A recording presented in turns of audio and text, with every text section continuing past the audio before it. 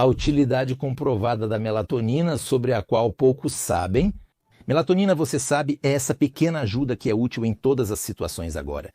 Eles o bebem como um hormônio da juventude, para ter mais força, para prevenir a demência e a doença de Alzheimer, naturalmente para curar a insônia, ou seja, em geral, com ou sem motivo.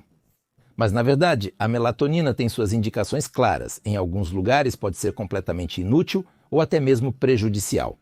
Neste vídeo, revelarei a verdade sobre a melatonina.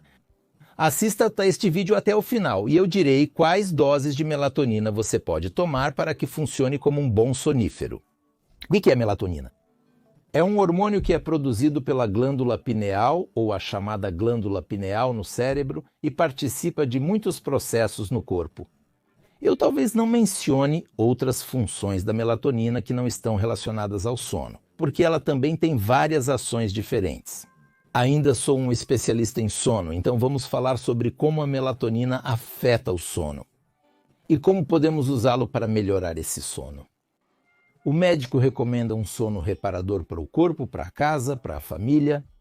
Na verdade, para não confundi-los muito, direi que não apenas se descobriu que a melatonina é produzida pela glândula pineal, mas também é produzida no intestino e até na retina do olho.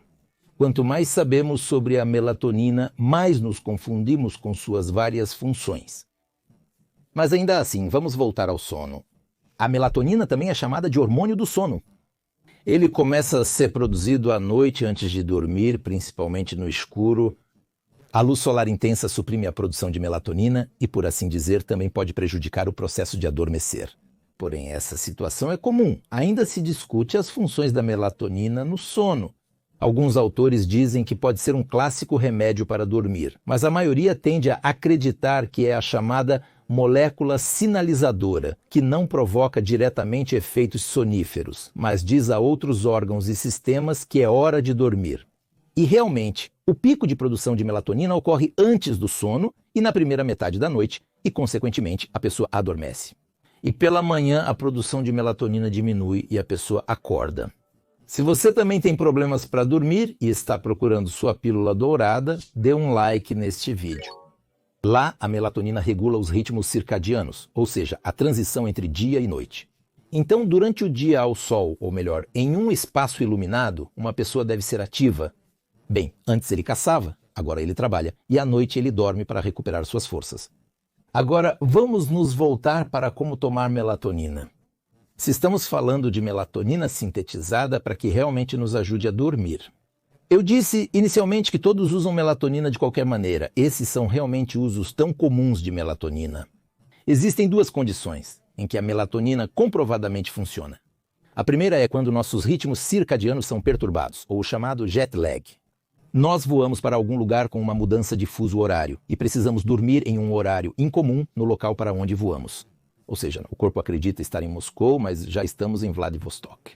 Lá precisamos dormir e acordar 7 horas mais cedo. E é claro que não conseguimos dormir 7 horas mais cedo em Vladivostok. Nesse sentido, podemos dar melatonina, ou seja, tomar medicamentos de melatonina e mostrar que é hora de dormir. Dessa forma, podemos garantir o sono em um horário incomum. Além disso, se tomarmos melatonina regularmente, permitiremos que o corpo reajuste mais rapidamente os ritmos circadianos, ou seja, nos adaptaremos mais rapidamente ao fuso horário de Vladivostok, porque uma pessoa pode reajustar seus ritmos, acelerar, desacelerar, e a melatonina ajuda nisso.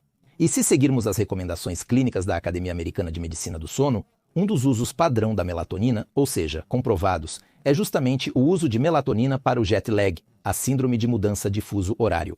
Também pode existir o jet lag social. É quando uma pessoa não viaja para lugar nenhum. Por exemplo, ela tem um horário de trabalho rotativo. A pessoa trabalhou à noite e então ela tem outro turno noturno, mas precisa dormir de manhã. E isso não é a hora que a pessoa normalmente dorme. E não há produção de melatonina lá, mas a pessoa pode chegar de manhã e em meia hora antes do sono matinal tomar melatonina e o corpo pensará no pico de produção de melatonina, o que significa que precisa dormir aqui também. E assim, a pessoa pode dormir mais ou menos normalmente, digamos, das 9 da manhã até o meio-dia, e depois para ir tranquilamente para o próximo turno noturno. Ou quando uma pessoa dorme nos dias de folga. Isso também é chamado de jet lag social, por exemplo. A pessoa acorda às 6 da manhã nos dias úteis e dorme quase até o meio-dia nos dias de folga. E imagine, a pessoa dormiu até o meio-dia, acordou no domingo e desde o domingo tenta dormir mais cedo, porque tem que acordar às 6 da manhã na segunda-feira, e aqui também pode tomar melatonina antes do sono habitual, por exemplo, às 11h30 ou meia-noite, e a pessoa também adormecerá mais rápido, embora tenhamos perturbado nossos ritmos circadianos, mas essa melatonina externa permite acelerar um pouco nossos ritmos circadianos e adormecer mais rápido. Esta é a primeira opção. Aqui está o outro lado da medalha. O ponto é que, se pegarmos uma pessoa relativamente jovem que ainda tem sua própria produção de melatonina e a pessoa começa a usar a melatonina simplesmente como um sonífero antes de dormir, quando a pessoa já tem um pico de melatonina. Então, nessa situação, a melatonina praticamente não funciona como um agente que permite que pessoas suficientemente jovens com sua própria produção de melatonina durmam mais rápido e melhor. E veja bem, aqui está o uso incorreto da melatonina se prescrevemos para uma pessoa com insônia comum e para uma pessoa, digamos, com menos de 50 anos. Outra situação é com pessoas de grupos etários mais velhos. Existem estudos que mostram que a produção de melatonina começa a diminuir em pessoas com mais de 55 anos. Em geral, pode haver uma diminuição ou mesmo uma queda no pico de produção de melatonina antes de dormir. Isso significa que o corpo não recebe sinais de que precisa dormir especificamente à noite, ou um sinal insuficiente de melatonina. E em pessoas idosas, a prescrição de melatonina antes de dormir cria esse pico adicional e o corpo entende que precisa dormir aqui. Portanto, em pessoas idosas, isso pode ser considerado como terapia substitutiva, aplicando melatonina a longo prazo. E, de fato, aqui está um critério de verdade para o experimento. Se uma pessoa idosa dorme mal, é prescrito um curso de melatonina para ela, digamos, por 2 ou 3 semanas. Se a situação melhora significativamente e a pessoa diz que dorme melhor e dorme melhor, então você pode continuar a tomar melatonina a longo prazo e a pessoa realmente começará a dormir melhor, porque essa melatonina externa ajudará a ajustar os ritmos circadianos. E não haverá situações em que uma pessoa idosa não consiga dormir à noite. E, consequentemente, durante o dia, ele desenvolve sonolência e perturba, de fato, o ritmo circadiano normal. Nessa situação, a melatonina pode ser usada por um tempo suficientemente longo.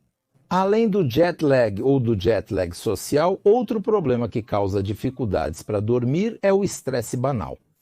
E aqui a melatonina também não vai ajudar. Mas se você lidar efetivamente com o estresse, o sono vai melhorar. Recentemente escrevi o livro Estresse e Insônia. Como sair do círculo vicioso. 12 passos para um sono saudável. Então, neste livro é descrito como lidar com o estresse, e isso, por sua vez, melhora o sono. O link para o livro está na descrição do vídeo. Leia definitivamente para melhorar a qualidade do seu sono.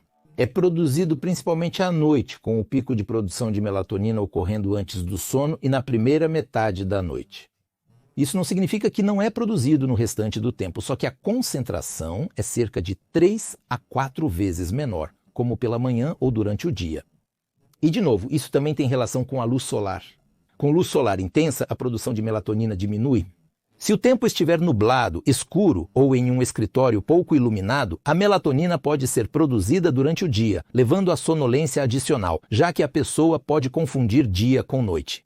Sabe, estamos entrando em um período escuro do dia e em breve teremos a chamada noite polar do escritório. A pessoa deixa a casa quando ainda é noite. Chega e sai do escritório, já está escuro novamente. Isso também ocorre afetando a produção normal de melatonina e nossos ritmos circadianos. Nesse sentido, eu acho, já falamos que a luz brilhante suprime a produção de melatonina, tanto a luz solar como a artificial. Se for uma luz brilhante, especialmente aquela luz branca de escritório, mais de 5.500 lux, agora eles escrevem essa temperatura de cor em cada lâmpada. E durante o dia, você deve tentar simplesmente estar sob luz natural ou artificial suficientemente intensa. A queda na produção de melatonina faz a pessoa se sentir mais alerta durante o dia em um ambiente iluminado. Se você também está em uma época escura do ano, como o final do outono que está chegando agora, ou o inverno, e está sentindo essa letargia, sonolência, desânimo durante o dia, como você lida com isso? Você usa fototerapia ou outros métodos? Talvez você beba grandes quantidades de cafeína contida em medicamentos, chá, café. Eles, no entanto, também podem causar problemas de sono e insônia. Em geral, compartilhe seus pensamentos e eu expressarei minhas opiniões nos comentários sobre como lidar melhor com isso. Quais doses de melatonina são comprovadamente eficazes? Existem estudos que mostram que as doses mais eficazes variam de 3 a 6 mg. Mas, de qualquer forma, eu aconselho você a conversar com um médico e discutir a adequação de prescrever melatonina, porque sempre há benefícios e riscos com medicamentos. Mas se os benefícios superarem os riscos, então sim ele pode ser usado. E mais uma vez, as doses mais eficazes para insônia variam de 3 a 6 mg. Algumas pessoas, particularmente as mais sensíveis, tomam doses menores, em miligramas, ou até mesmo de 0 a 3 mg. Aqui fica mais complicado, pode ser confundido com o efeito placebo. Ou seja, se uma pessoa acredita, isso realmente pode ajudar, mesmo sem ação farmacológica. Mas estudos controlados mostram novamente que a dosagem varia de 3 a 6 mg. Acima de 6 mg, geralmente o efeito não aumenta. Às vezes, as pessoas usam isso como um suplemento dietético para o rejuvenescimento, onde as doses às vezes chegam a dezenas de miligramas, mas, novamente, isso não tem relação com o sono. Inscreva-se no meu canal, aqui tem muitas informações úteis sobre um sono saudável, sobre como lidar com problemas de sono, especialmente em casa, e clique no sininho para não perder meus novos e interessantes vídeos.